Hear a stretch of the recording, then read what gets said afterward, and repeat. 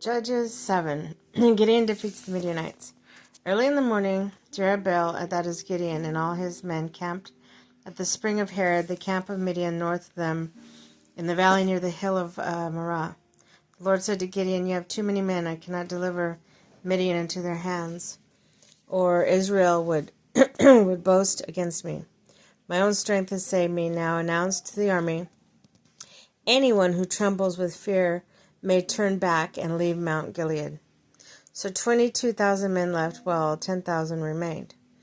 But the Lord said to Gideon, "There are still too many men.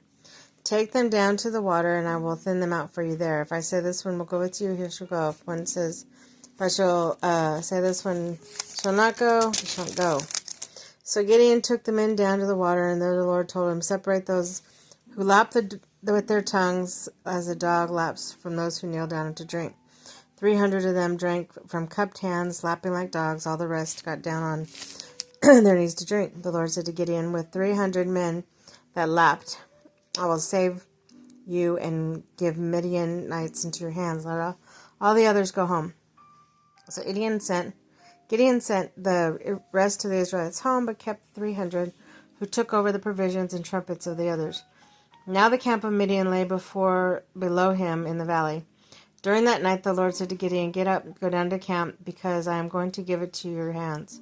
If you are afraid to attack, go down to the camp with your servant Purah, and listen to what they are saying. Afterwards you will be encouraged to attack the camp." So he and Purah his servant went down to the mount outposts and camped. The Midianites and the Amalekites and the other eastern peoples had settled in the valley, thick as locusts.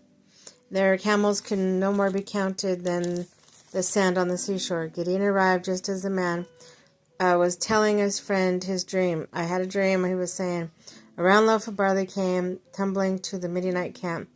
I struck the tent with such force that the tent overturned and collapsed." His friend responded, "This can be nothing other than the sword of Gideon, the son of Joash, the Israelites. God had given the Midianites a whole camp into his hands." When Gideon heard the dream and it was interpreted, he bowed down and worshipped. He returned to the camp of Israel. He called out, "Get up! The Lord has given the Midianite camp into your hands." Dividing the 300 men into 3 companies, he placed trumpets and empty jars in the hands of all of them, with torches aside. "Watch me," he told them. "Follow my lead. When I go to the edge of the camp, do exactly as I do when I do it, and all who are there with me blow the trumpets. Then from all around the camp, blow yours and shout for the Lord and for our Lord and for Gideon." Gideon and 300 men with him reached the edge of the camp at the beginning of the middle watch, just after they had changed the guard. They blew their trumpets and broke the jars that were in their hands. 3 companies blew trumpets and smashed the jars. Grasping the torches in their left hands and holding in their right hands the trumpets they were to blow, they shouted a sword for the Lord and for Gideon. While each man held his position around the camp, all the Midianites ran and cried as they fled. When the 300 trumpets sounded, the Lord caused the men throughout the camp to turn on each other.